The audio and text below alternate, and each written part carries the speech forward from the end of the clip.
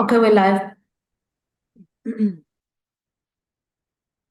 नमामि शारं सच्चिदानन्दरूपम्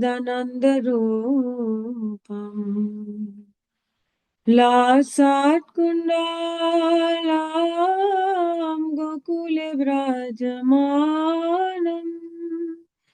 यशोदावियोलोका लादावमानम्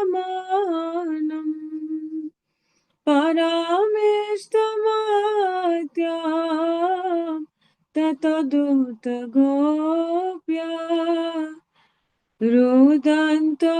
रुदन्तमोहनेत्रा युग्मामृजान्तम् करं भोजयुग्मेन सतङ्कनेत्रम् मुहुसशकम्पा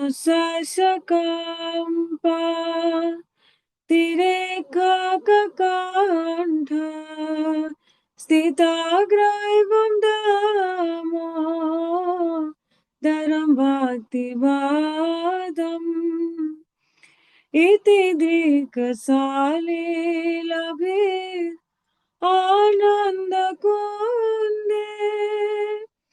साकर्षं निमज्जन्तम् आज्ञापयन्तम् तदेशिता यशो भक्तेर्जितात्वम् पुनः प्रेमतास्तां सतप्रीति वन्दे नामामीश्वरं सच्चिदानन्दरूपम् लासात्कुण्डालां गोकुले व्रजमानम् वरं देवमोक्षं न मोक्षावधिं वा नाचान्यमृणेहा वरिषादपीह इदं ते वपुरनाथ गोपालबालम् सदा मे मनसि राष्ट्रकिमान्या इदं ते मुखं भोजम् आद्यतनीलये प्रीतं कुन्तले स्निग्धा रक्तश्च गोप्या मुहुश्चम्बितं बिम्बा रक्तादरां मे मनसा विराष्टा अलं लक्षलाभे नमो देवदामो दरानन्तविष्णु प्रासीद प्रभो दुःख जलाब्धिमग्नम् गृहाणे कृपादृष्टवृष्टति दीनं बतानु गृहाणेश मामज्ञां यदि अक्षिदीश कुमुरात्मजो वद मोत्याभयात्मात् त्वयमुचित भक्ति भजकृतो च तथा प्रेम भक्ति सखमे प्रयाच न मोक्षे ग्रहो मेस्ति दामोदरेह नमामीश्वरं सच्चिदानन्दरूपं लासत्कुण्डलं गोकुले व्रजमानम् नमामीश्वरं सच्चिदानन्दरूपं लासत्कुण्डलं गोकुले व्रजमानम् नमस्तेऽस्तु दाम्ने स्फुरदीप्तिधाम्ने तदीयादराणि रस्य धाम में नमो राधिकाये तदिया प्रियाये नमो राधिकाये तदिया प्रियाये नमो अनन्तलीलाय देवाय तुभ्यं नमो राधिकाय तदीय प्रियाय नमो राधिकाय तदीय प्रियाय नमो अनन्तलीलाय देवाय तुभ्यं नमो अनन्तलीलाय देवाय तुभ्यं राधा दामोदर राधा दामोदर दामोदर जय राधे राधा दामोदर राधा दामोदर दामोदर जय राधे हरे कृष्ण कृष्ण कृष्ण हरे हरे हरे राम राम राम हरे हरे हरे कृष्ण कृष्ण कृष्ण हरे हरे हरे राम राम राम हरे हरे निताय गौर हरि बोल निताय गौर हरि बोल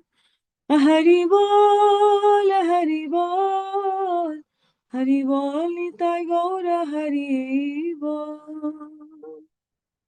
Happy Diwali to all. Gaur Pramanande. Happy Diwali to all, and also happy Anakut Mahotsav coming up in a couple of days as well. Dandavat. Hare Krishna, Haribol. Thank you. Dandavat Pranam, Haribol. Jai Shishi Guru Garanga Ganhavika Girihari. Radha Binod Bihari Ju Ki Jai. Jai Nitya Lila Pravishta Om. Asto Tarastra Shishimat. Srila Bhaktivedanta Narayan Goswami Maharaj Ki Jai. Jai Nitya Lila Pravishta Om. Asto Tarastra Shishimat. Srila Bhaktivedanta Vama Maharaj Goswami Ki Jai. Jai Nitya Lila Pravishta Om. Asto Tarastra Shishimat. Srila Bhaktivedanta Swami Srila Prabhupada Ki Jai. Jai Param Gurudev Nitya Lila Pravishta Om. Asto Tarasara Shishimat Srila Bhakti Pragyan Keshav Goswami Maharaj Ki Jai. Jai Jagat Guru Nitya Lila Pravishta Om. Asto Tarasara Shishimat Srila Bhakti Siddhanta Saraswati Goswami Prabhupada Ki Jai. Jai Paramahamsa Mahabhagavat Srila Gaurikishore Das Babaji Maharaj Ki Jai. Jai Saptam Goswami Srila Satchidananda Bhakti Vinod Thakur Ki Jai. Jai Vaishnava Sarvabhauma Jagannath Das Babaji Maharaj Ki Jai. Jai Srila Baladevi Vibhushan Gaudiya Acharya Ki Jai. Jai Rasik Siromani Srila Vishnath Chakravarti Thakur Ki Jai. Jai Narottam Srinivas Shyamananda Prabhu Treya Ki Jai. Jai Srila Krishna's Kaviraj Goswami Ki Jai. Jai Shri Rup Sanatan Shri Bhatta Raghunath Shri Jiva Gopal Bhattadasa Raghunath Sat Goswami Prabhu's Ki Jai. Jai Swarup Damodar Rai Ramananda Gauda Parsada Ki Jai. Namacharya Srila Haridas Thakur Ki Jai. Prem Sika Hol Sri Krishna Chaitanya Prabhu Nityananda Shri Advaita Gadadhar Shri Vasari Shri Gauda Bhakta Vrinda Ki Jai. Shri Anta Dweep Mayapur Simanta Dweep Gautam Dweep Madhya Dweep Koladweep Ritudweep Janadweep Motandweep Udweep Atmaka Navadweep Dham Ki Jai. Padravan Bandiravan Belvan Lohavan Mahavan Madhuvan Talvan Bahulavan Kamudvan, Vrindavan, Kadyavan, Kamyavan, Brajamandal Ki Jai. Shishi Radha Krishna Gopa Gopiko Govardhan Vadasavad Matmika Shri Brajamandal Ki Jai. Shamakund Radha Kund Giri Govardhana Ki Jai. Vrinda Devi Maharani Ki Jai. Punamasi Devi Maharani Ki Jai. Gopishwa Mahadev Ki Jai. Jagannath Baladev Subhadra Sudarshan Chakra Ki Jai. Ketra Mandal Ki Jai. Sarava Vigna Vanasakari Shina Shingadev Bhagavan Ki Jai. Bhakta Prabha Shri Prahlad Maharaj Ki Jai. Charidam Ki Jai. Chari Sampradaya Ki Jai. Chari Acharya Ki Jai. Akara Matraj Shri Chaitanya Mat Ki Jai. Grantaraj Shrimad Bhagavatam Ki Jai. Harinam Sankirtan Ki Jai. Ananta Kota Vaishnava Vrinda Ki Jai, Samagata Bhakta Vrinda Ki Jai, Go Premanandi, Hari Hari Hari Bol. Bol. Om Agyan Timurandasya Gyananjana Shalakaya Chakshur Militam Jena Tasmai Shri Guruve Namaha Namo Vishnu Padaya Gora Prastaya Bhutale Shrimate Bhaktivedanta Vanaeti Namine Namo Vishnu Padaya Radhikaya Priyatmane Shri Shrimad Bhaktivedanta Narayan Eti Namine Namo Vishnu Padaya Shri Keshava Priyatmane Shri Shrimad Bhaktivedanta Vamaneti Namine Namo Vishnu Padaya Krishna Prastaya Bhutale Shrimate Bhaktivedanta Swaminiti Namine Vancha Kalpa Turubhyascha Kripa Sindhu Bhaivacha Patitanam Pavanebhyo Vaishnavebhyo Namo Namaha Shri Krishna Chaitanya Prabhu Nityananda Shri Advaita Gadadhar Shivasadi Shri Gaura Bhakta Vrinda Hare Krishna Krishna Krishna Hare Hare Hare Rama Rama Rama Hare Hare Hare Bol. Dandavat pranams to all of the listeners and to Sripad Bhaktivedanta Tridandi Maharaj and to Sripad Bhaktivedanta Vaikhanas Maharaj. We're very fortunate that today is our 14th day, and with relatively little hiccups, we are proceeding nicely. Today is one of our second rest day, and we will be covering the second verse of Sri Damodarashtakam, and I will hand over to Sripad Tridandi Maharaj to begin. Dandavat Tarunji. Thank you. Thank you. Gurave Gaura Chandraya Radhikaya Tidalaye Krishnaya Krishna Bhaktaya Tadabhaktaya Namo Namaha.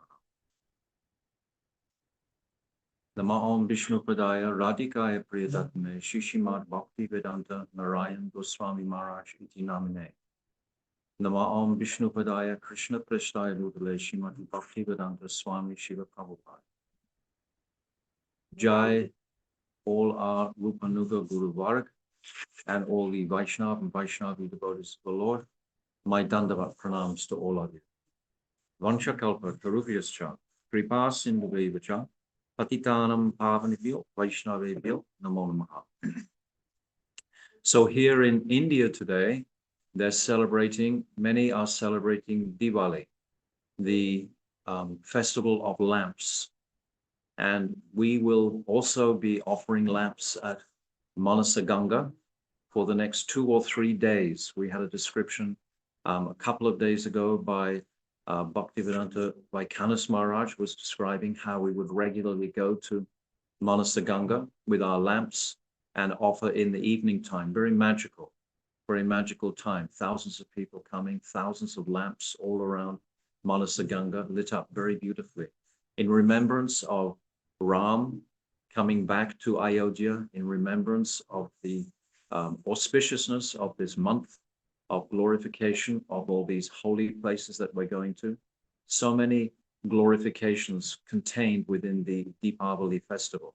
We will also be celebrating tomorrow in our Gaudiya Math more fully this Deepavali. So the other day we discussed the first verse of this Damodarashtakam. And we were describing how the first line sets the Mangalacharyan for the whole rest of this palace of Ras that's about to be presented. Such a current of sweetness is emanating from the heart of Satyabrat Muni in urgency to have darshan of his Balagopal. It's this urgency that we can reflect on going from verse to verse to verse to verse. It carries us across practically quantum stages of consciousness going through each of these verses. They each carry particular prominence. So in the first verse, we set the stage with the Mangalacharyan, and then straight away, it's describing in the second line Krishna's earrings swinging against his cheeks very beautifully. And we go into the Leela of in the second two lines of the first verse. Straight away, Satyabrat Muni dives into the Leela of this Dambanda Leela. It's so exceptional. Never before in the history of Krishna's avatars has Krishna been bound around the belly. And he's only bound specifically by prem. It's only the extent and depth of the prem that will control him. And we understand this controlling by love mood is most exemplified in the gopis. Their love is called Samartha Rati. Samartha Rati principally means having the power to control Krishna by their love. Krishna is the supreme controller. And yet he allows himself to be controlled fully by the love of the residents of the Brijbasis, especially the gopis, and especially in this Leela, which comes out so prominently of this Vatsalya prem residing in the heart of Mother Yashoda. It's more powerful than Krishna's affection for her, for him. Krishna's affection for Yashoda Ma is less than Yashoda Ma's affection for Krishna. So this is a very deep consideration. And by this affection, she's able to bind him, actually bind him. So now we move into the second verse. The second verse contains what we call mantra mayi. This is the meditation on a single pastime. The third verse, when we get to the third verse on the next day, this is called Swarasiki Upasana. This is many, many pastimes. Actually, in the commentary on the third verse, Srila Gurudev describes 12 different pastimes. This is described in the sadhak's meditation. If he's meditating on this mantra mayi, this mood of a single pastime, this is very, very powerful. But even more powerful than that are many pastimes tumbling through the consciousness simultaneously. So, but in this second verse we've reached today, it's very thick in the single Leela of this Dambanda Leela. It's describing specifically how Krishna has been caught now. So I'm just going to chant the mantra again, and then we'll read. Mostly I'm going to be reading from Srila Sanatana Goswami's commentary, because it's completely on track, so to speak. Because there's so much in this Damodarashtakam. And if we take the words of the acharyas line by line, we're going to be able to squeeze the maximum out, the maximum juice out of this Astakam. And if we've heard it before, when we hear it again and again and again, every year we'll hear it. But every year, as we've progressed during the year, our ability and attention to hear will have increased also. So we will be hearing the same topics, but with a greater depth and a greater appreciation. So it's never repetitive. It's never hackneyed. It's never just like on again and again. This pastime is so extraordinary, and it gets more extraordinary each successive year. So verse 2, Rudantam muhur netra yugmram rijantam, karamboja yugmena satanka netra, muhuswasa kampa, trirehanka kanta, stita graiva damodaram bhakti badam. And the translation, seeing the stick in his mother's hand. Now we come right thick into the Leela, as I said. This is mantra mayi. We're meditating on the single pastime of Krishna being captured by his mother, which began in the first verse. But now it's being opened out in the second verse to show its extraordinary nature, that Krishna, who is the Supreme Lord, can be captured simply by love. And it's saying in the first verse also, remember, that Mother Yashoda was able to run faster than Krishna to catch him. So the sadhak takes attention to this, that we must run quicker to Krishna if we want to actually capture him. Our love must be inspired towards him more than he is inspired towards us. It seems extraordinary in the conditioned state that the sadhak can even consider this when he's blundering around in this material conditioned state of consciousness. How can we imagine that we can actually engender more praying for Krishna than he has for us? But when we meditate on Krishna regularly and by the power of the Maha Mantra, which has the power to actually reveal all of these truths in the heart, it's mystical, it's magical, it's beyond comprehension of the mind, it's achintya, it's beyond the material senses. Chintya means bound by the material senses. Achintya is beyond the material senses. So this is the condition of the sadhak in his appreciation of these truths. So seeing the stick in his mother's hand and fearful of being beaten, he is weeping incessantly and rubbing his eyes again and again with his two lotus-like hands. And it's described in the commentary that he's rubbing his eyes either in honesty to clear them of the tears that are pouring in fear from Mother Yashoda. Now, this is extraordinary, how the Supreme Lord is the personification of fear himself. There's a very beautiful verse that we hear, Karmani anihasya bhavo bhavasyate, durgashraya tari bayat pralayanam, kalat mano yat pramod yuteshram, swatmanyarate kidyata dira vidam iha. This verse is spoken by Uddhav in the 3rd canto, in the 4th chapter, 16th verse. And Uddhav is conveying to Vidura the extraordinary nature of the inconceivable nature of Krishna.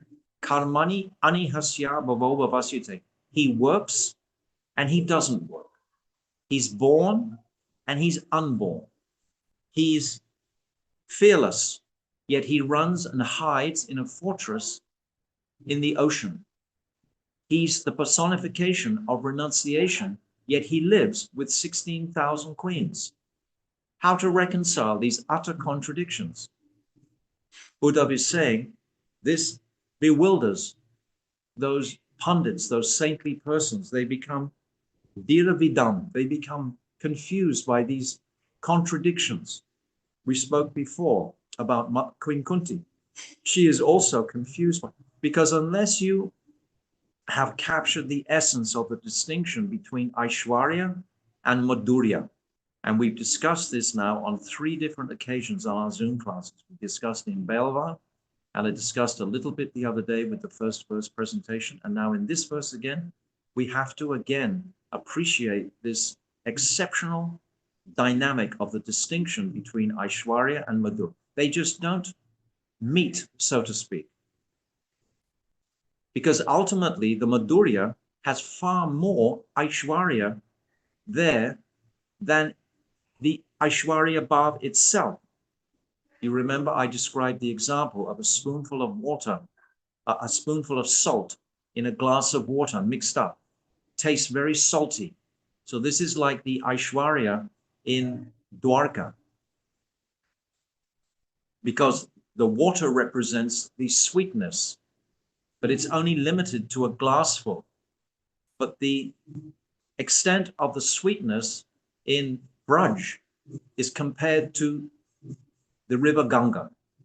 And if you throw 20 kilos of salt into the Ganga, what difference does it make at all? Nevertheless, there is still so much more Aishwarya there.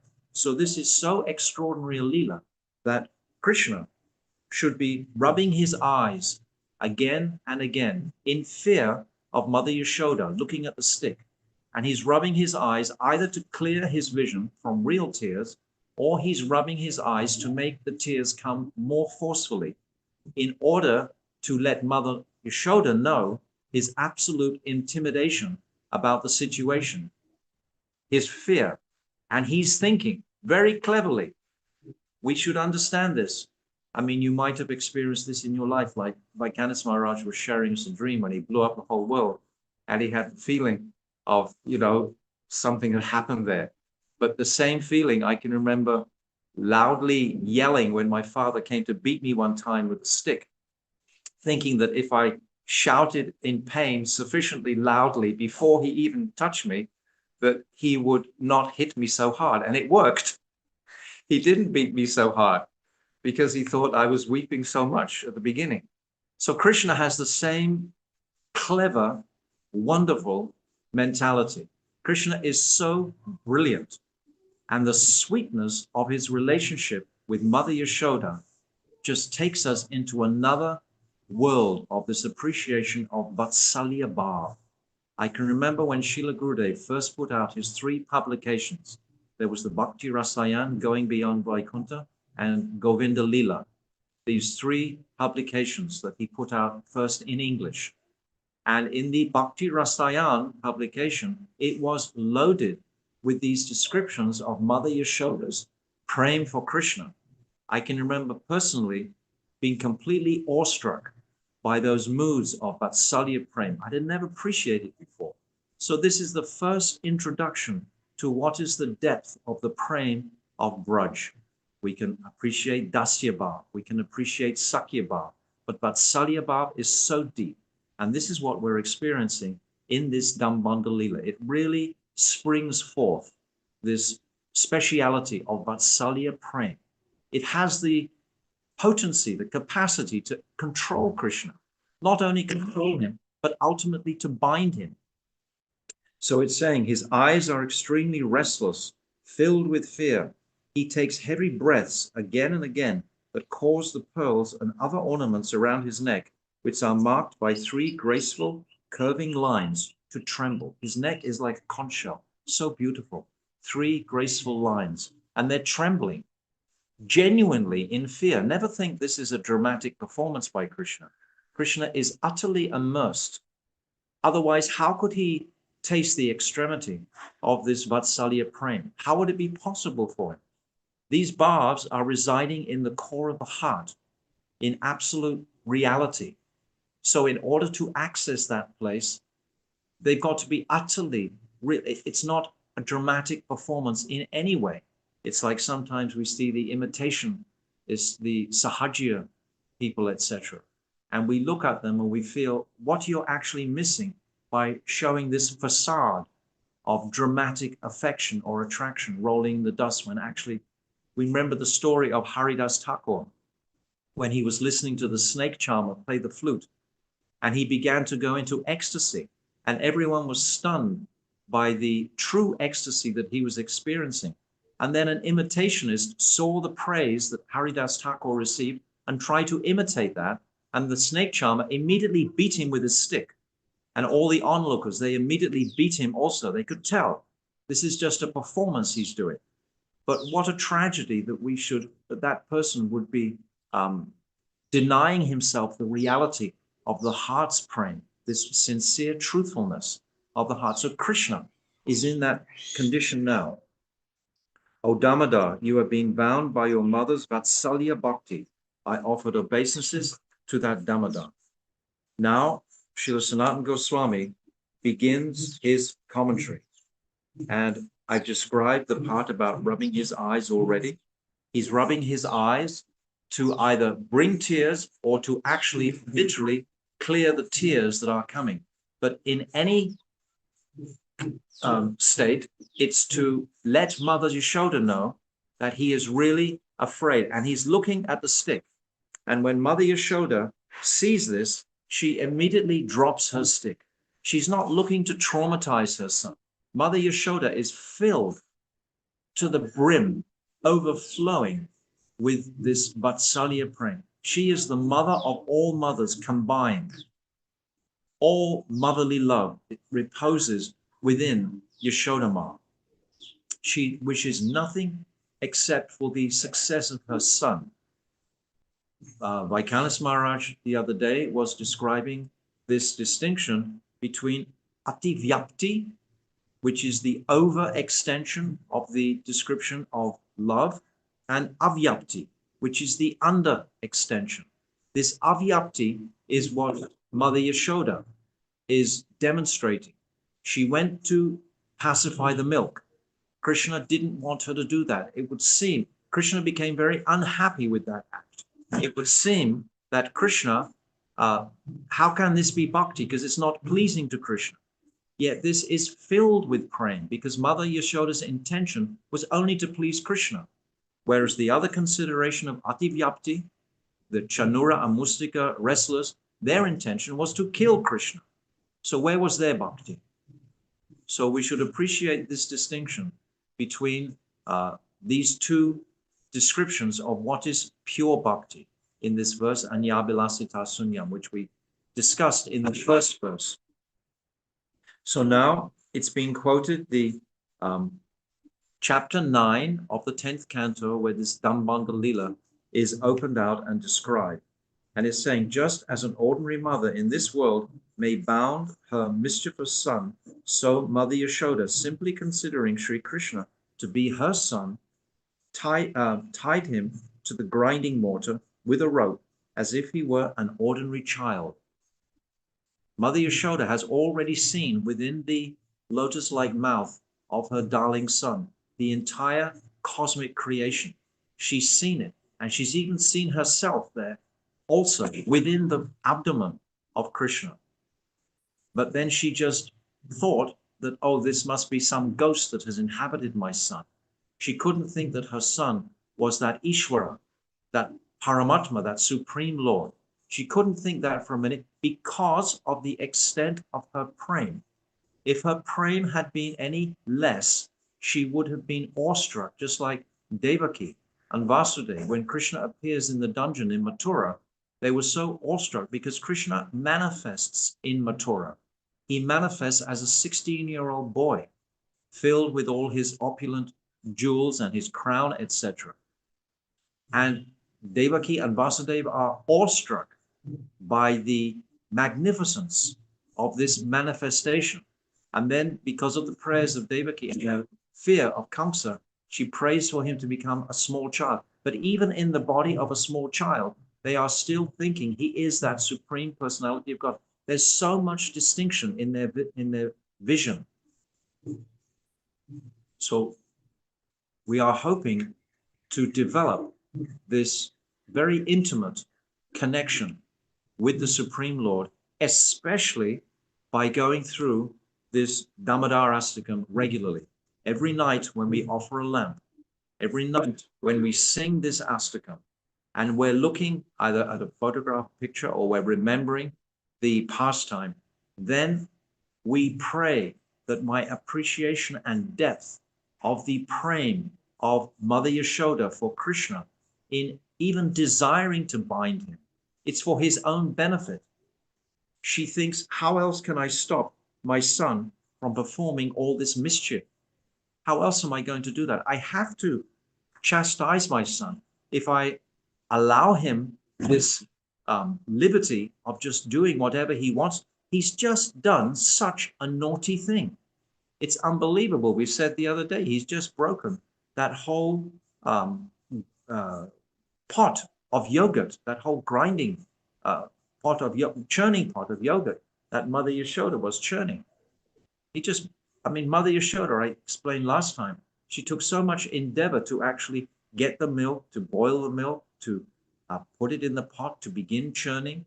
So much endeavor was there, and Krishna just in a moment just let all the contents fall on the floor. This was extremely mischievous of Krishna. But what did Mother Yashoda do when she saw this? She smiled. She smiled at the mischievous nature of her son. She practically was admiring, in one sense, how wonderfully mischievous is my son. She didn't become emotionally disturbed because she wasn't emotionally attached to the yogurt. They have millions of cows. They have billions of gallons of milk. There was no loss there at all. Nevertheless, Krishna must be punished for his misbehavior. And then it's described in the Bhagavatam. I'm just going to read some translations of the verse that are given here in verse 2 by Sanatana Goswami. He describes when Mother Yashoda tried to bind her mischievous child, the rope was 2 fingers too short, so she added another rope to it.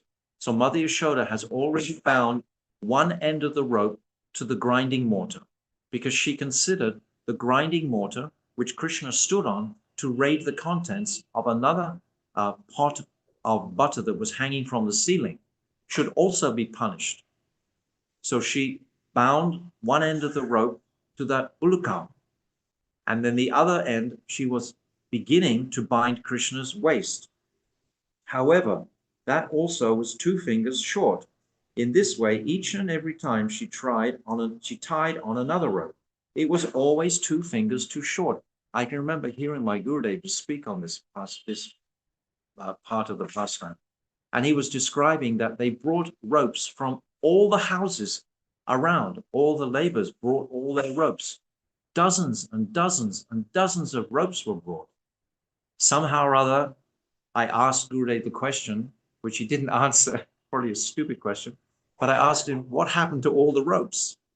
Because I was thinking, tying all these ropes together, there must have been like a great stack of ropes there. And I asked him what happened, and he just waved me aside, like, as if it was a material type of consideration question. I guess it was, it was. Anyway, coming from a Western background, I thought that analytically, what happened to all the ropes? Gurudev didn't answer. Although she had tied together all the ropes in her home and the other homes, Mother Yashoda could not bind Krishna. Seeing this, the gopis started giggling. Utterly perplexed, she also began to laugh. Now, this is a key. If this is happening by conditioned souls who have some sort of attachment to material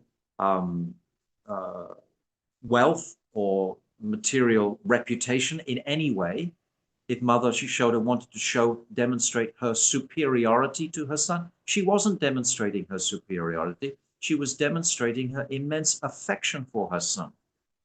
She wasn't trying to control him in a superior type of a way. She was only trying to control him with absolute affection and love. Only love. Krishna will only reciprocate with this type of purity. So this type of purity is just flowing from Mother Yashoda. And then it's described, she became exhausted by tying so many ropes together, and her body became covered with perspiration. Srila Gurudev describes this pastime went on for many hours. This wasn't just in the blink of an eye. This wasn't just 10 or 15 or 20 minutes. This went on for many hours. The gopis were running to their homes, bringing ropes, soft ropes, to bind, because the gopis, of course, they love Krishna as much as Mother Yashoda. Not as much, but they love him with all their hearts. And they wouldn't want any harsh type of rope to go around his beautiful belly. So they ran and brought soft ropes to try to circulate. His belly is described as only 12 inches. How inconceivable is this? How astonishing is this? Mother Yashoda, she becomes bewildered, not only by the fact that she can't bind it, but by every single time it's exactly the same distance too short. Exactly these 2 fingers. So the acharyas have analyzed these 2 fingers and described them as chesta and kripa. This is very, very important for the sadhaks to appreciate. Chesta and kripa. Chesta means effort. The sadhak has to make the effort, and Krishna will supply the ingredients of the mercy. And this is going to be described in the second part, Gurudev's commentary, which Sripad Vaikhanas Maharaj will actually speak about. There's 10 Kal and Veda Kalai. These 2 different philosophies, the Ramanujas and the, who are the others ones? The Tamil scriptures and the Vedic scriptures describe these 2 ways of connecting, either the kitten philosophy or the monkey philosophy. We described this the other day, but this is described in this verse 2. We should take notes, I think, on this dramatic, wonderful book that Gurudev has given us, this Damodarashtakam book, so that we can remember where these descriptions are clearly described for future. Every single year for the rest of our lives, Prabhus, we're going to be going through this Damodarashtakam every single year. Don't just take it that this is just one time I'm going to hear it, bring it in one ear and out the other, but try to retain these truths. And it helps when we write things down. It gets a double impression. Hearing is one impression, reading is another impression, and writing is another impression. And then it'll make some sanskar, it'll make some impression in the heart if we write it down.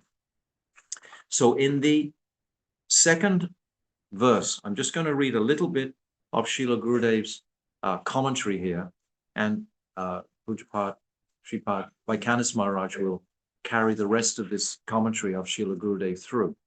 But there's a beautiful conversation. Even though this is going on, Krishna and Mother Yashoda are in this intense, it's very intense for Mother Yashoda. She's trying to bind the Supreme Personality of Godhead. Krishna is completely present in his fullness here. All the potencies, all the personalities in existence have come around to actually witness this extraordinary pastime. It's never happened before. The air is filled with excitement and tension and gravity simultaneously. It's a very, very powerful moment. And in this powerful moment, Mother Yashoda is speaking to Krishna. She's saying, "You monkey friend," she explained. "Chor, thief. You're a thief, Krishna." And Krishna, so composed, even though he's terrified of his mother, doesn't want to be bound, is completely, intensely moving internally. He says, to this, Sri Krishna replied, "Mother, there are no chores in my dynasty. There is only a chore in your dynasty," he says. He retorts to her. He's so cheeky. He says to his mother, "There's no thieves in my dynasty. It's only in your dynasty, mother." "Oh, really?" she retorted. "If you do not steal the butter, then who was feeding the monkeys?" Kanai replied, "He who made the monkeys was feeding them." He answers back in a mood of sarvagyan, being that Supreme Personality. Mother Yashoda can't comprehend this. He knows that. So, but he answers like that because it's the truth. He made the monkeys and he's the one who's feeding the monkeys. And then Mother Yashoda says, "Oh, is that so? Tell me frankly, who broke the pot? Who broke this pot?" And then Krishna replies, "Look, mother, when you ran to save the milk, your large ankle bells hit the pot and it broke." How cheeky is Krishna? I mean, this conversation is going on while Mother Yashoda is trying to bind him. And then she says, "Then how did you get butter all over your face?" she asked. "Mother, the monkeys were eating the butter, so I was trying to scare them away." I mean, just the lies just flow out of his mouth. "As they were running, they smeared butter all over my mouth." He's saying this to his mother. Hearing this exchange, the gopis began to laugh. Then Mother Yashoda says in a more grave tone, "I am not about to set you free so easily," Mother Yashoda said. "I am going to tie you up."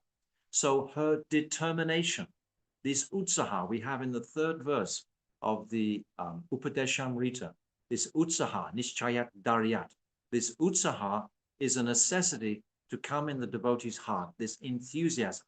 How to engender this enthusiasm in our lives if we're sitting in the polluted mental Western world? It's not so easy, but it is easy simultaneously because more mercy will come to us if we're in a polluted atmosphere, if we take shelter of Krishna at that time. Katanchana smritya yasmin duskaram sukaram bhavet vishmrita viparyam syat Sri Chaitanyam namamyatam. That Krishna is saying that if you remember Chaitanya Mahaprabhu in any circumstances, everything that is difficult will become very easy. And something that is easy to perform will become difficult if we don't remember Krishna.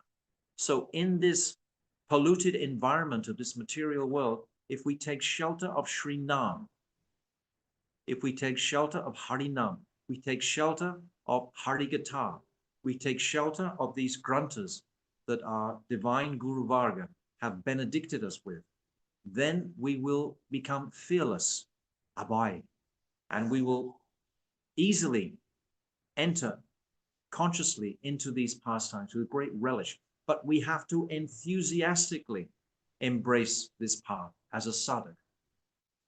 So then Mother Yashoda she binds ultimately her mischievous son. Krishna capitulates. He had an agenda today. He wanted to steal some more butter and he wanted to play with his friends. He did not want to be bound. So Krishna's Aishwarya potency manifests and allows his desire to be there, that he won't be bound. But then when he sees with compassion the exhaustion, the effort, this chesta of his greatest devotee, Yashodama, her greatest effort, then he capitulates. And it's in that Karuna Shakti, which is not present in the spiritual world. There's no reason to demonstrate this Karuna Mayi, this mood of compassion in the spiritual world. Who are you going to be compassionate to? Everyone is in loving service to Krishna. Everyone is very, very satisfied. But only in this material world is everyone suffering deeply. So this Karuna Mayi can flourish in this world. One of the reasons Krishna's actually advents is to relish this compassion mood, because in the spiritual realm, there's no need for compassion. It's only in this world that there's compassion. So when he sees Mother Yashoda, this Karunamayi, this mood of compassion, his heart melts. And then Krishna himself allows his mother to bind his. Krishna is always independent. He's that supreme independent Lord in any condition. Even if he's mugdata, even if he's forgotten his ishvarata, ishvaravata, his godly nature, even if he's forgotten that, he's still independent. It's like the fire in all circumstances is independent to the heat in all circumstances, or the light. So Krishna is always independent. So then with his independence, it is touched by this compassion mood towards his mother. So I'll stop here, but this is the sum and substance of this second verse, principally, is describing one lila, this mantra Mai, and tomorrow or next time we discuss, we will go into this Swarasiki Upasana. Try to remember these two words because they're very significant. And finally, I just want to conclude on one beautiful verse from the Adi Lila chapter 4, which exemplifies the distinction between this Aishwarya and Madhurya, because this truth has to really become prominent as we're trying to appreciate this Damodarashtakam. In verse 17 of the 4th chapter of Adi Lila, it's saying, Aishwarya Janate Sabha Jagat Mishrita, Aishwarya Stila Prem Nahya Mora Prita. All the universe is filled with knowledge of my majesty, but love, weakened by that sense of majesty, doesn't control me. It doesn't control me. If one regards me as the Supreme Lord and himself as a subordinate, I do not become subservient to his love, nor can it control me. So these two very significant verses in the Adi Lila chapter 4, when we remember Chaitanya Mahaprabhu, all these things become much easier to, we want to experience these truths, not just have gyan. We want to have realization to some degree, to our capacity, to our adhikar of these truths, to have a taste, a genuine taste, so that genuine ruchi will rise in our hearts. So to enter these with great sincerity. Verse 2, Ki Jai. Vanchakalpatarubhyascha, Kripa Sindhubevacha, Patitanam Pavnebhyo, Vaishnavebhyo, Namo. Thank you so much, Maharaj.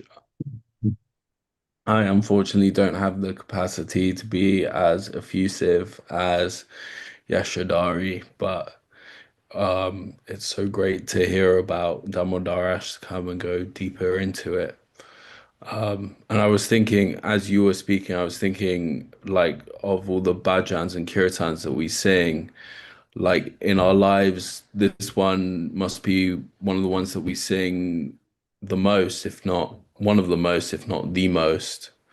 So yeah, I was really resonating with that point that you made. that we should really study this book deeply, because every year we're going to sing this Damodarashtakam. Thank you so much, Maharaj. And without further ado, I will hand over to Sripad Vaikhanas Maharaj to read the Srila Gurudev commentary. Okay.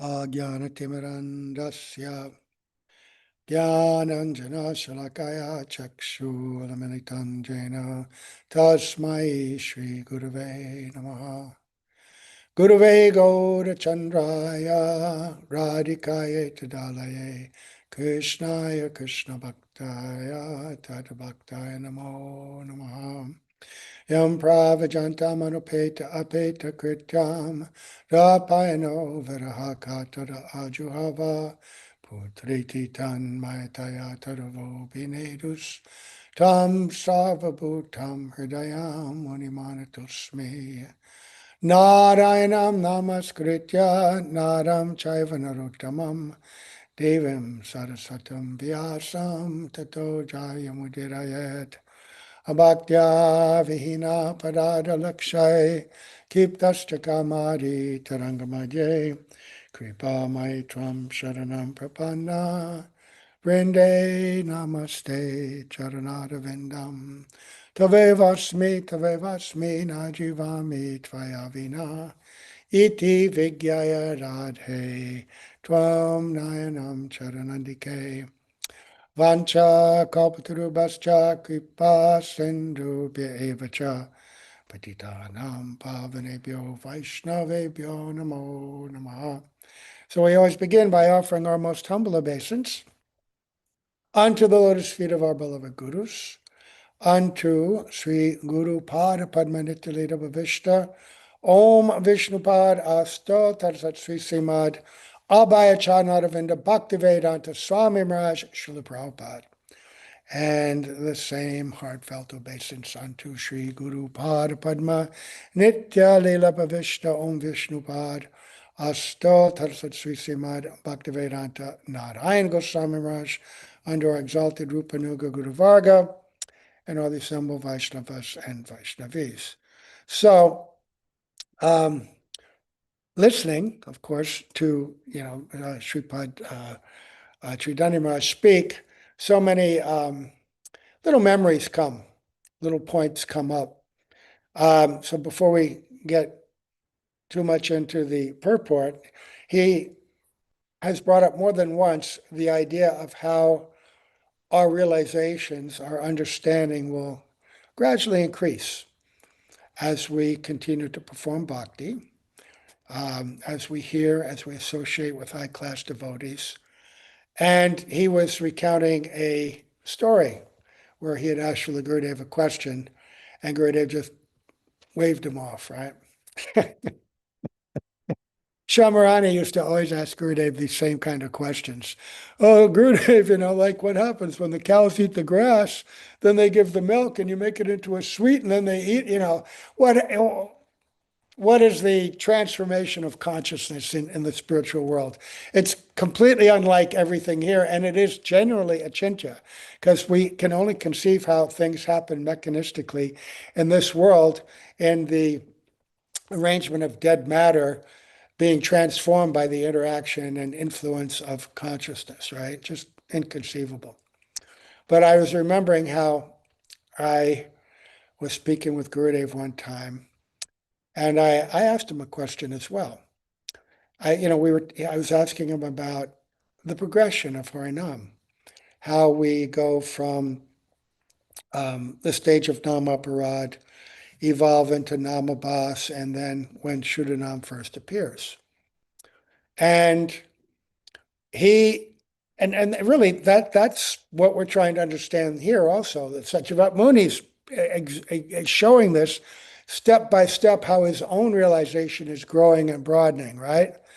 So Gurudev explained this in a very nice way, step by step. I don't have time to get into the detail, but at the end, he talked about how then when we become cleansed by Namabhas, one Shuddhanam may appear.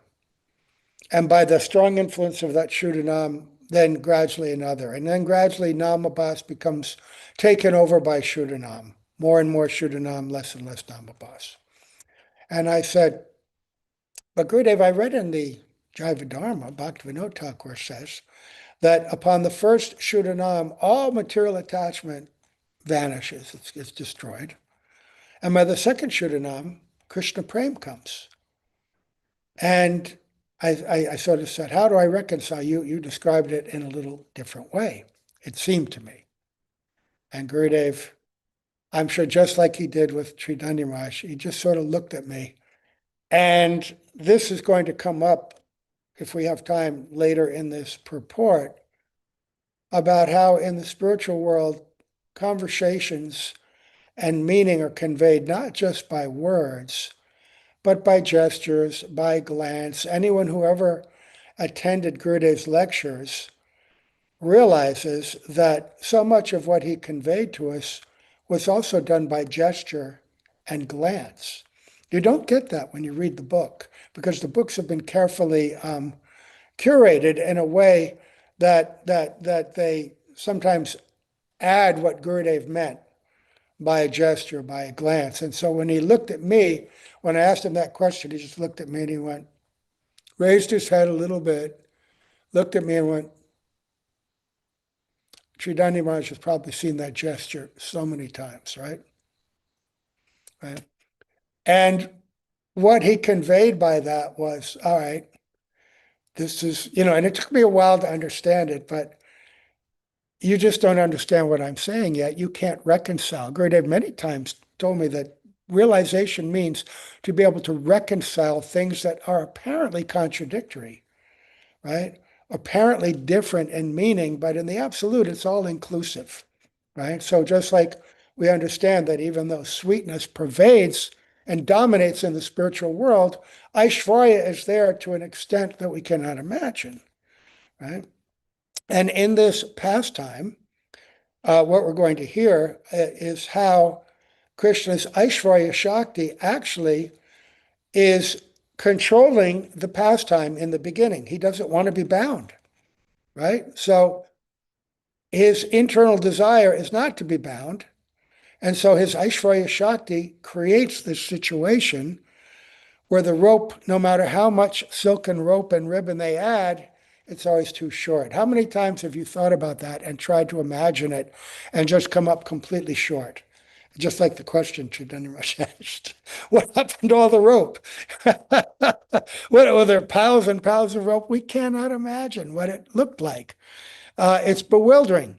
The mind comes up short, right? So much in detail is given step by step in all these purports, because Gurudev is expounding based on the commentaries of chiefly Jiva Goswami and Vishwanath Chakravarti Thakur. He takes those, and Sanatana Goswami, and takes those and shares it with us in a way that makes it more accessible. There's another little book. I don't know if you've ever seen or read this. It's been out forever. It's called The Butter Thief. And we reprinted this in Bangalore because we needed some inexpensive small books back in the early 2000s. And since then, it's been reprinted and reprinted. But in this little book, the essential conceptions that are explained and expounded upon in a big book, like this is a much bigger book, are there in a very sweet and condensed way. So anyone who would like to, you can read this book in a day very easily and capture so much of what's being said. And in fact, we put these little, how like you go to a bookstore and they have these little blurbs to get you to try to read the book. So we did this there, and it says, this small book, The Butter Thief, is a summary study of one of the most remarkable and illuminating pastimes of Sri Krishna, the Supreme Personality of Godhead. So the Supreme Personality of Godhead, yeah. Learn how one mother, through her love, achieved something that even the greatest mystics and yogis could not. What? Wow, that's interesting. By what power does the Supreme Lord forget his own supremacy and act like an ordinary human being? And what is the secret by which the supreme controller of all the universes becomes bound and helpless like a small child?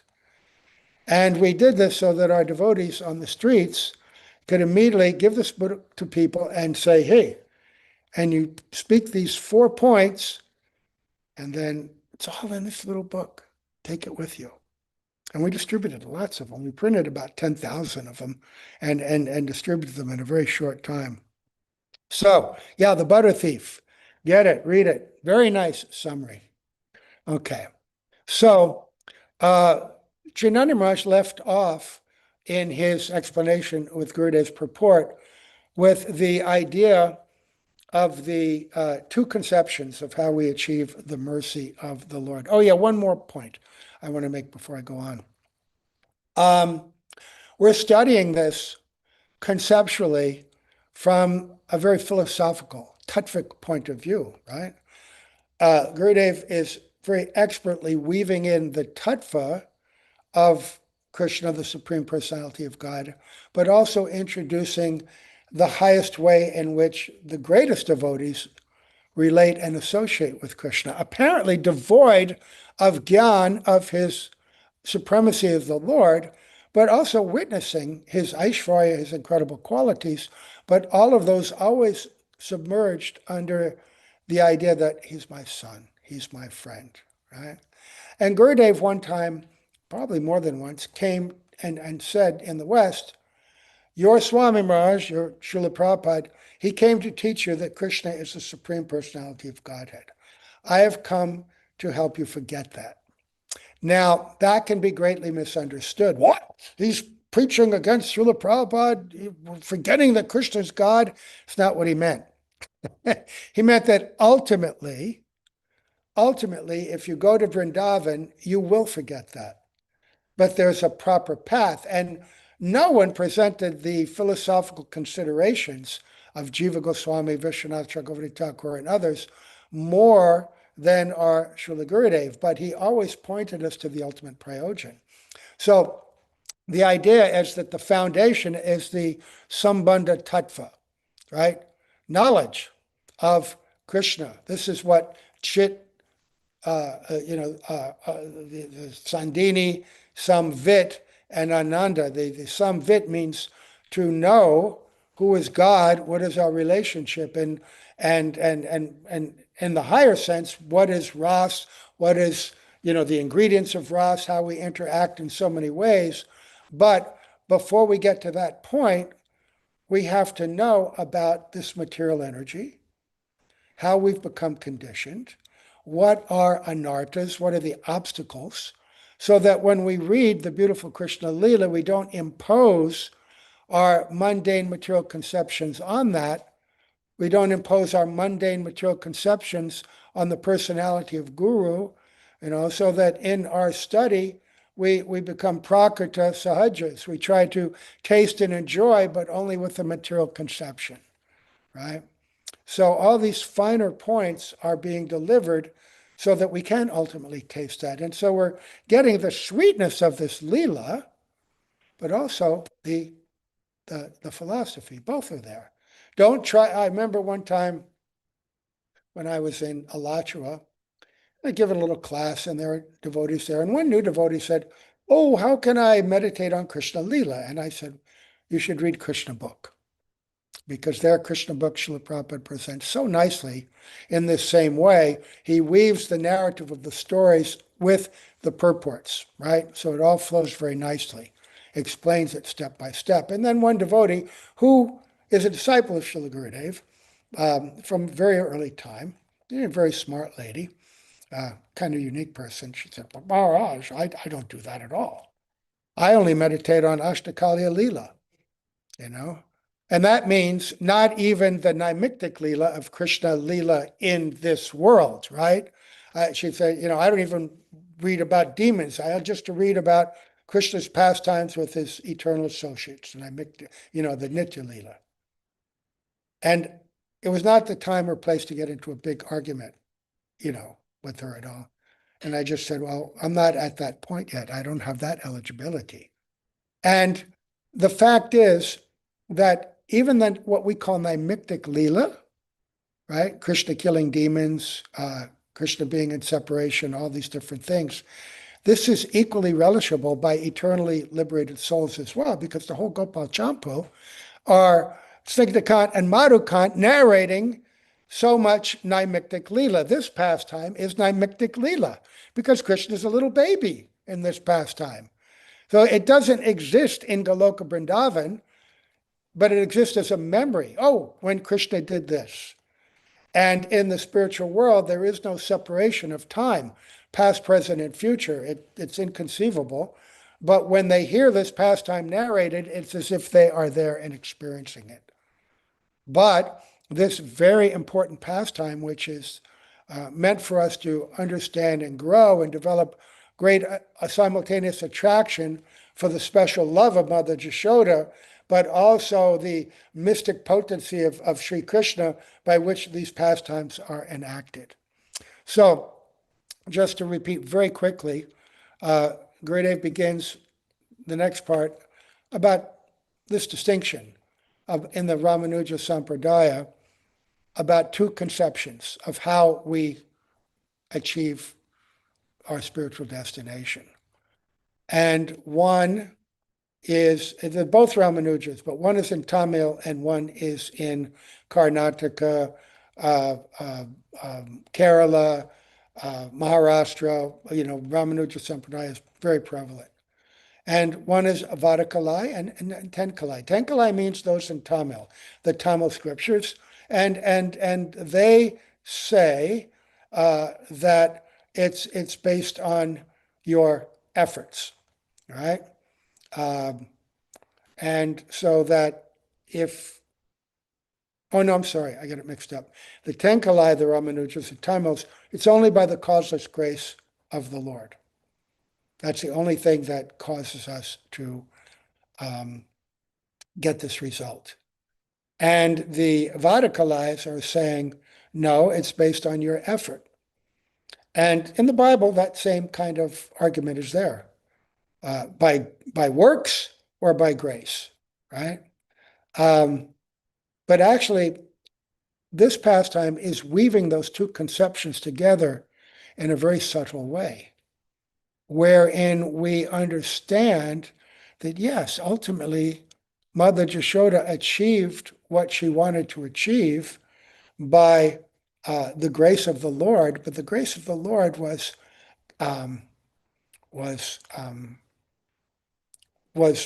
established or won over by her expressions of love, by her unceasing efforts.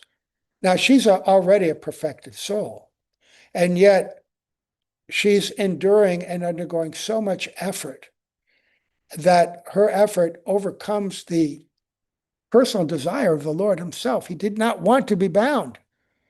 And that's why the Aishwarya Shakti made the rope longer and longer, but her love was so strong and it was manifested through effort, was shown through her efforts, unceasing, I'm not going to stop. And her prayers to Lord Narayan, what do I do if I don't bind him? Then who knows what will happen, right? He'll continue to be a liar, a thief. He may run away. I have to do this. Please help me, help me, help me, right? So this is how it works, and all through the Bhagavatam we see this combining. But here, when we see the Pandavas and their activities in the first canto, some of that is described, and then later with Markandeya Rishi, right? He's being tossed around by the waves of the devastation, ultimately getting the mercy and getting the mercy of Surabhi at Navadvip. So many examples of effort and prayer, and finally resolution in acceptance and bestowal of a remarkable form of prema. And the gopis themselves, so much effort they're making to get Krishna's mercy. The whole Gopi Geet is all about that. Their separation is so powerful. Their yearning, their prayers are so strong. Krishna becomes pulled by those, captivated and submissive to that. So Gurudev gives another example of how to reconcile these two ideas. He says someone falls into a well, right? And they're crying out, help me, I've fallen into this well. And a man may come along and hear him and says, oh, all right, I'm going to throw down a rope and grab the rope and I'll pull you out, right? But if the person says, oh, I can't, I'm too weak, pull me out, help me. I'm helping you. I'm giving you the rope. Just hold on to it, tie it around your waist. I'll pull you up. Oh, but I can't. If he doesn't take his part of the bargain of the activity, then he won't get rescued. There's a story that the Christians tell, which is quite appropriate. There's a great flood happening, right? And this person this pastor, he's, apparently a very religious person. And as the flood's coming, he's praying to the Lord, oh, Lord, please save me, please save me. And a police car comes. It says, hey, the flood's coming. Get in the car, we'll get you out of here. No, the Lord will save me. And then, all right, and they drive away. And then the water's rising more and more, right? And he's got to go up into a higher level in his house. And then a boat comes. Hey, get into the boat, we'll get you away. And he goes, no, the Lord will save me. I am a devotee of the Lord. Right? And then finally, the flood waters are so high that he's on his roof. And, oh, Lord, save me, Lord, save me. A helicopter comes and says, here's a rope. Hold on to the rope. We'll pull you out of here. No, the Lord, he himself will save me. Anyway, what happens is the floodwaters finally wash away the house, wash away the pastor. He drowns. And then he goes to the heavenly gates, right? And he says, hey, why am I here? He calls to God and he says, I prayed to you. You said you'd always protect me. Well, I sent you a police car. You didn't take that. I sent you a boat. You didn't take that. I sent you a helicopter. You wouldn't take that. So what am I supposed to do? And so it's the same way with our sadhana. Gurudev so many times have been asked, oh, please give me your mercy. I'm so fallen. And this is how I think, I just want Gurudev to come and touch me on the head with a conch shell or touch me in the heart, and then all my anarthas will be washed away and I become a pure devotee, right? Like we read in the pastimes of Mahaprabhu, sometimes he was so extraordinarily merciful that even unqualified people were given the mercy of his glance, right? Given by his glance, by his words, by his touch, by his well wishes. He purified the entire world, even the entire universe. Oh, why could I have not been born at that time? And sometimes I thought, gee, Mahaprabhu is so merciful, but you don't take birth in Mahaprabhu's pastimes just being unqualified. Certainly there must have been unqualified people that got the mercy, but many of those people had also done austerities, penances, some kind of bhakti for many lifetimes to get born into that situation, right? Of course he's Patit Pavan, right? He is the deliverer of the most fallen, right? But also when that opportunity and that means of deliverance, it's given to us in the form of the instruction of Guru, in the form of the person, the example of Guru, right? Grab that rope. And Gurudev would say, I've given you my mercy, I've given you my instructions. Take those instructions. Mother Jashoda, she could easily have given up. Her friends, the gopis, clapping, oh, mother, the Creator has, you can see on his forehead, he's not meant to be bound, right? And she's ashamed. Oh, this is so embarrassing. I've not been able to bind this child. But does she give up? No. No, she does not give up. So how many times in your own service, in a daily way, this is one of the advantages of living in a mat or living in a temple where your whole life is full-time service. And sometimes the task you've been given seems impossible to overcome, right? I know that when we were in Bangalore, Gurudev had given us the instruction in 2004 in Jagannath Puri. I want you to, he told us earlier to set up a preaching center, which we did. And then he said a few months later, I want you to build a temple, either in the city or right next to the city. And this is 2004. And we were trying in so many ways, envisioning, working, distributing, but nobody would help us. Oh, well, when you get land, come back to us and we'll give you some money. We had no money to get land, right? And year after year, and Gurudev would sometimes send a message or speak directly, oh, when are you going to build this temple? And then he left, and we hadn't built it. And I thought, oh my God, maybe the order's expired, right?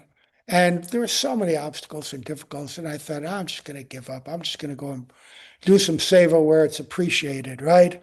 I'll go to the West, I'll go here and there, nobody wants us here. But some little voice kept saying, but Gurudev wants this. Just stick it out. Just stick it out. And we stuck it out, and somehow or other, not by any power of our own, but by the divine mercy of the Lord, a temple was built. If you ask me now how it was done, I could not tell you in detail. All I know is we stuck it out. We stayed there. And even that little small demonstration of determination was rewarded. What was the reward? Gurudev's desire was fulfilled. Can we take credit? No. Right? No. Krishna showed his mercy. Guru shows his mercy. We just kept trying.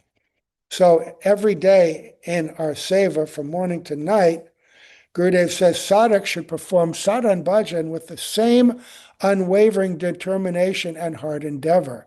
Then Sri Krishna's heart will melt and he will be compelled to bestow his sublime devotional service upon them. Right. Indeed, when Krishna saw his mother's firm resolve, his heart melted. And his topmost potency, his mercy, the totality of all his powers combined, then manifested as his bhakta vatsaljata, his affection for his devotees. At that very moment, his Aishwarya Shakti, that potency of his supreme majesty, disappeared, and he allowed himself to be bound. Right? So, we're not at that stage where Krishna becomes controlled by our efforts. But Guru, in the Madhurya Kandambini, Gurudev describes, especially this third shower, the power of Guru, who Guru is. And he says that Krishna takes his most powerful Shakti, he calls it his Karuna Shakti, and he places that into the heart of these special persons. And he sends them to this world. And he gives them full freedom to give this mercy anywhere and everywhere as they see fit, as they desire, right? And Gurudev's explained generally it's given in the traditional way. Here's the instruction, here's the process of bhakti, perform this sadhan, right? Adosadya tata sadhu sangata bhajana kriya, right? Step by step. Hear scripture, develop faith, associate with sadhus, develop faith in one particular sadhu, take initiation, perform bhajan and kriya activities of bhakti under their direction, right? Gradually, by your chanting, by your service, they'll remove anarthas. Then you become steady by your intelligence, by your determination with their help, and then ruchi may appear. And from then we gallop, right?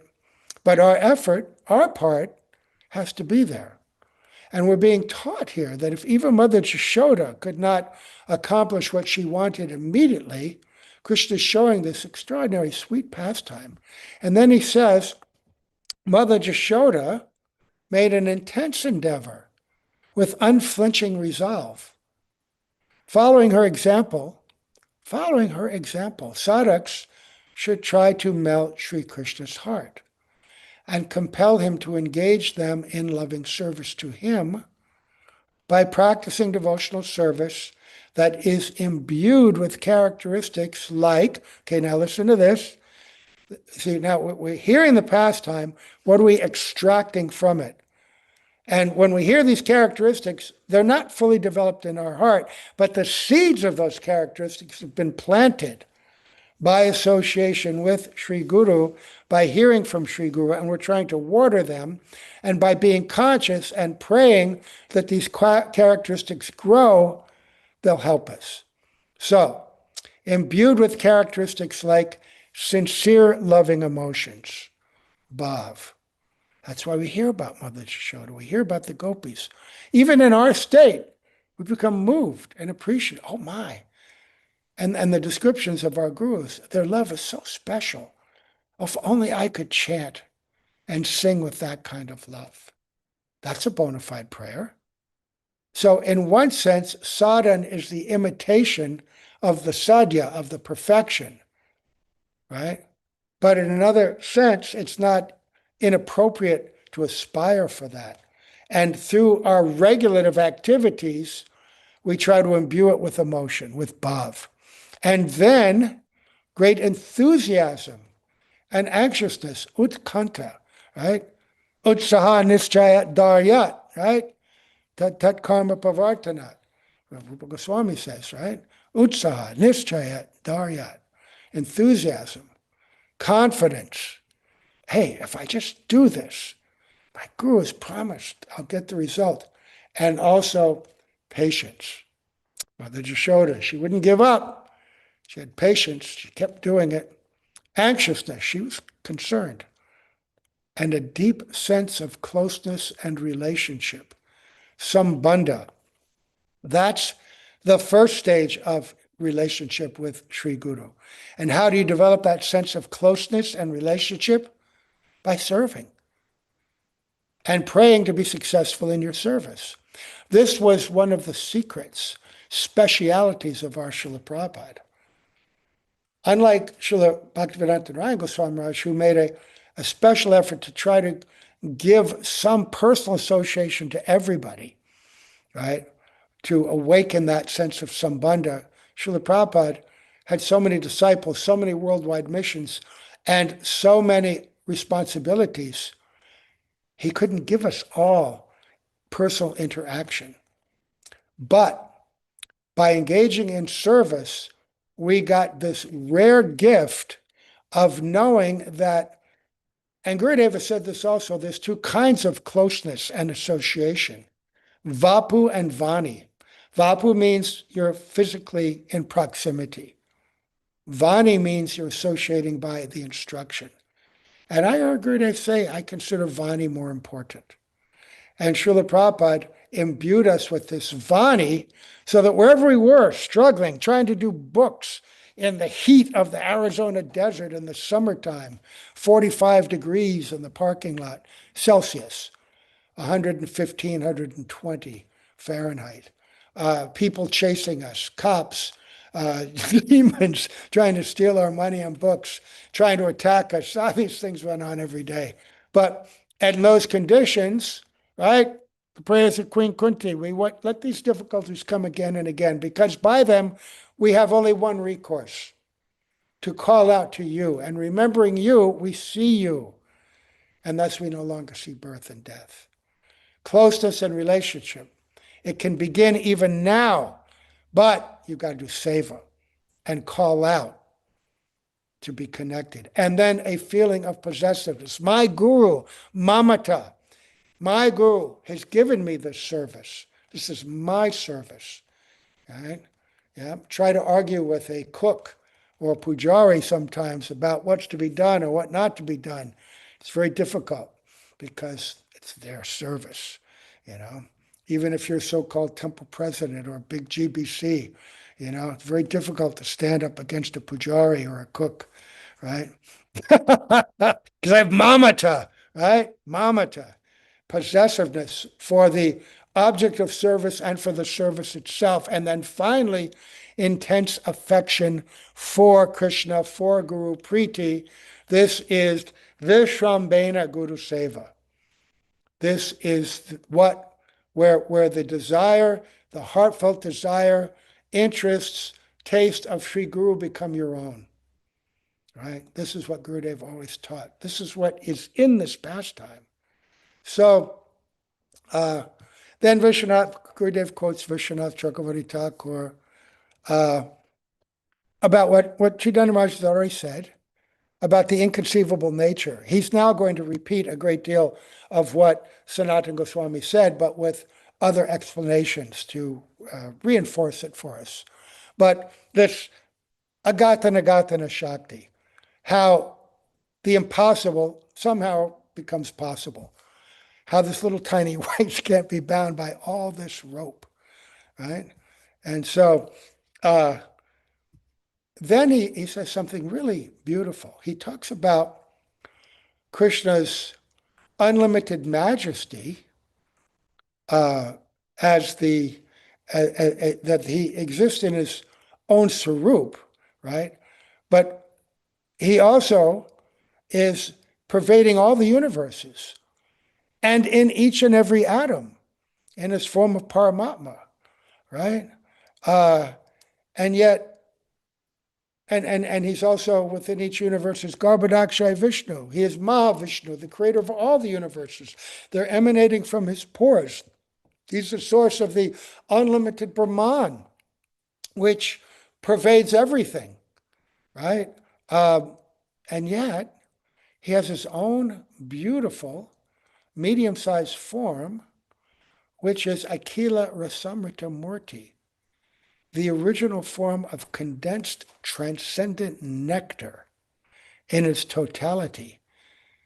Gurudev says he is Raso Vaisaha. He is nectar, right? He can't be perceived by mundane sense perception. He's inconceivable.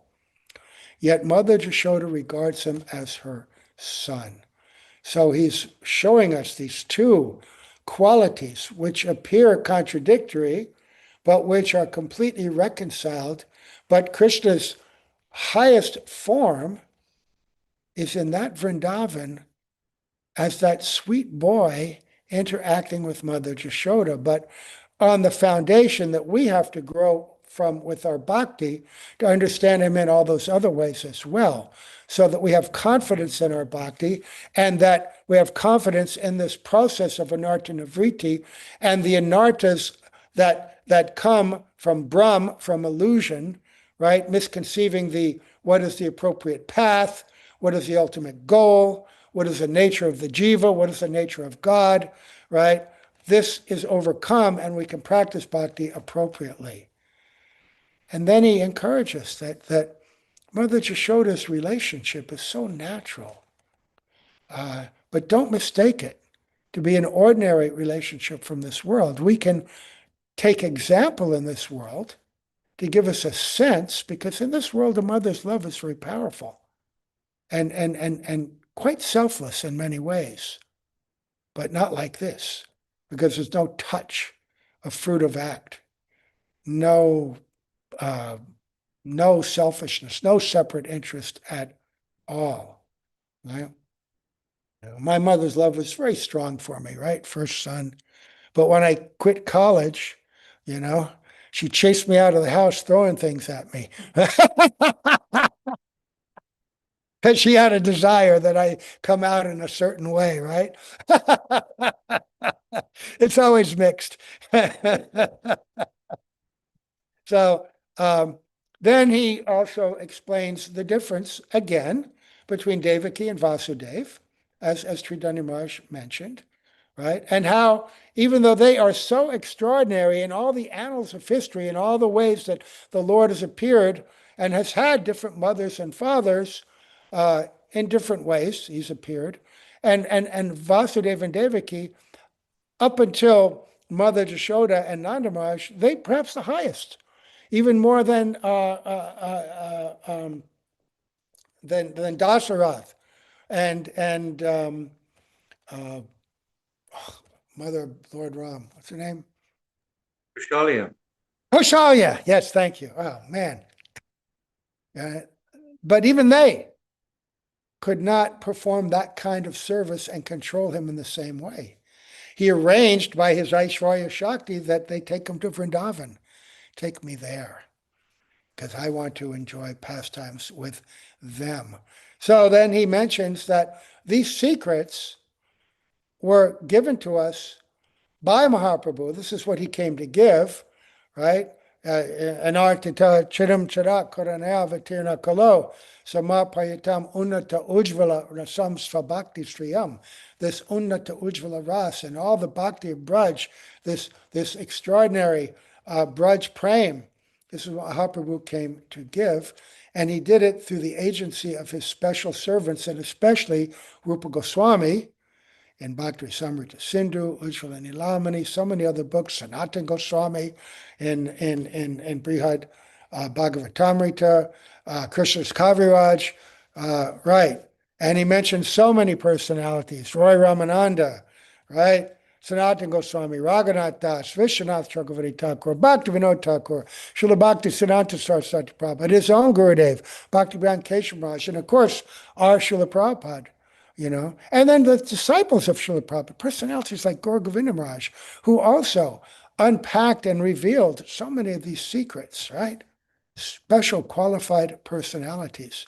And then he concludes with, I'll speak this quickly, that the speciality of this ras, this rope that he was finally tied with, what was it composed of? It was composed of Vatsalya ras. He was bound by his mother's affection. And thus when she left and went back into the house, what happened? His friends came, Dam, Sudam, Madhumangal, all these friends, and they saw him crying there, and they began to talk and laugh about it, and then he begins to laugh, and they try to untie the rope. They can't do it, right? Balaram says, "What? Who's bound you?" He's so protective. I'll fix that person. And then when he's told, oh, it was mother that did it, he also becomes submissive and quiet. But it can't stop their play. Let's go out into the courtyard. Drag that stupid mortar with you. So they go out. Krishna's dragging the mortar. And then he remembers, because, Gurudev on the eve of Janmashtami, he would often speak about the numerous purposes that Krishna comes to fulfill when he comes, and many different demons that he fought and many pastimes that he performed are to fulfill the desire of his different devotees. And these two Arjun trees standing in the courtyard are the cursed sons of Kuvera, the demigod, Nala Kuvara and Manigriva, who had offended Narad Muni 15 million years before, bathing naked in the water with, heavenly damsels. And when Narad came before them, the damsels immediately dressed themselves and offered respects. But these two boys, they were so intoxicated and arrogant that they disregarded him and even insulted them. And then out of compassion, knowing that if they continued in that course of life, it would be disaster for them, he cursed them to be trees. But because of their remorse and because of his relationship with their father, he gave them the benediction that after some time, they would be delivered by Krishna himself. And when Krishna came between these two trees, he did not touch them directly, but the rope that was binding his waist attached to the mortar, that touched, and the trees, huge trees, fell down. The demigods emerged from that, offered prayers to Krishna, and then went to the spiritual world as Madhukant and Snigdhakant, which is revealed in Gopal Champa.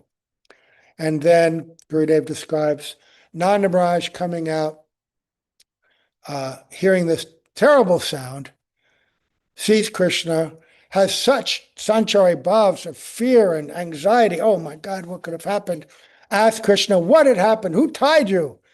Mother tied me. And in his own prem, he becomes so angry at his own wife. He unties Krishna because he also has Vatsalya Bhav. He can untie the rope.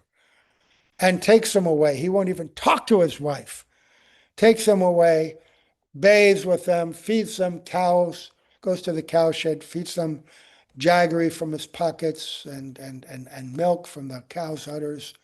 And finally, this very beautiful, sweet scene, which is described again when, after the whole afternoon has passed, Rohini, feeling so much compassion for her dear, like her sister, like a sister to her, Yashoda, like a co-wife, because her husband is a cousin brother to Nanda Maharaj, tries to encourage Krishna to accept Mother Yashoda. And she tells Balaram, you please go and bring him over. Balaram goes, and usually Balaram's stronger than Krishna, but Krishna's still in such a peak. He pushes him, and Balaram falls. This is how Gurudev describes it. And then Rohini tries to speak to him and says, won't you come to me? No, I won't. Why? Because I called to you when I was being bound and you wouldn't come. Right? And she says, oh, but, if you won't come and you won't come to your mother, you won't come to me, right? Who will feed you? My father will feed me. He will feed me milk and he'll give me sweets. Who will you play with? Won't accept Balaram. No, you won't, you won't be with your mother and father. I'll play with my brother Balaram, right? Who will you sleep with? Yeah. Oh, because usually little boy sleeps with his mother. I'll sleep with my father. Right? Oh, but your mother. And here in the book it says, what if your mother dies? Gurudev didn't say that in the lecture. What he did was he indicated it by a gesture. And if your mother, and a glance, and he raised his hand, and that's Rohini would have communicated. She wouldn't have said that directly, too harsh. But if your mother, and Krishna understanding that, begins to think, oh, and he runs to Mother Rohini and he cries, and Mother Rohini takes him in her arms, brings him over the Yashoda. They're all weeping, and they're very beautiful resolution. And then they finally all come together. They're all weeping in joy and prema. So many things happen that day. So many moods and feelings of bhavs, all these different moods are pouring through their hearts, all these ecstasies simultaneously. Then they go to take dinner together, right? And now Mother Yashoda is happily serving everybody, and everybody's conversing and laughing and joyous. And it results in this wonderful, wonderful resolution. So all the difficulties, all of this was just meant to enhance their prema in a special way. And Satyavrat Muni is praying, oh, I want that. I want to see that. And Gurudev is explaining it to us in such an amazing way, giving us so much to meditate on, right? So that's what we have to do, meditate and pray, right? That these bhavs, these moods, right, come into our heart, that enthusiasm, the attachment, the mamata, and then the love, the Vishrambena, Guru Seva come. So all glories to Srila Gurudev, all glories to Srila Prabhupada, all glories to the assembled devotees, all glories to this Dham Leela. Satyavat Muni, Hare Krishna. Hari Gaur Prema. Bol. Hari Bol. Thank you so much, Maharaj. So much nectar from one simple verse. And I was laughing a lot earlier because that story you told about the pastor and the lifeboat and the helicopter. The rabbi at my family's old synagogue would tell that story all the time. It's like a running joke now in my family because of how many times we've heard that story. But in his version, there's two lifeboats and one helicopter. Anyhow, was there a question? No, I don't think so. I don't think we have a closing kirtan unless someone wants to jump on like last minute and announce. So You're talking, Maharaj, but you're muted. Somebody asked, what's the name of Balaram's father? That's Vasudev. Yes. Mm. But Nanda is his real father. He feels Nanda is his father because Nanda raised him. We have to run to our Guru Puja now, and then I got to run and we got to cook lunch for all the devotees.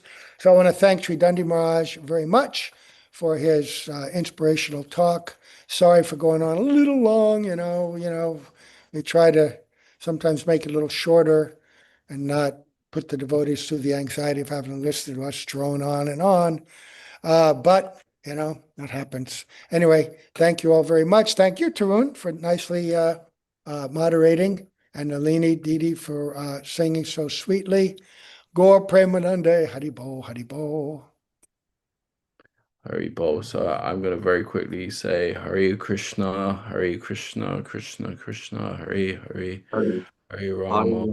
Hare Rama, Rama Rama, Hare Hare Krishna, Krishna Krishna, Hare Hare. Hare Rama, Rama Rama, Hare Hare. Hare Krishna, Krishna Krishna, Hare Hare.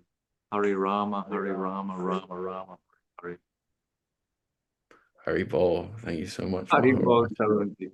You Thank took you. over to give everyone a more spiritual Hare Krishna Maha Mantra. Before we end, I wanted to Didi has asked me to very quickly announce that on this Friday, we have a special program. It's going to start 1 hour earlier, so that's 11:30 a.m. UK time, but I think 3:30 p.m. No, sorry, 3:45 p.m. I think Indian time. Don't quote me on that. Actually, I'll let you know. But we have Sripad Bhaktivedanta Bon Maharaj speaking on the glories of Srila Vaman Goswami Maharaj and Srila Trivikram Goswami Maharaj on their disappearance day. So yes, 1 hour earlier. Vancha kalpa tarubhyascha kripa sindhuba eva cha patitanam pavnebhyo vaishnavebhyo namo namaha. Vrindai Tulasi Deva Piyai Keshavasya Cha Krishna Bhakti Pada Devi Satyavatya Namo Namaha.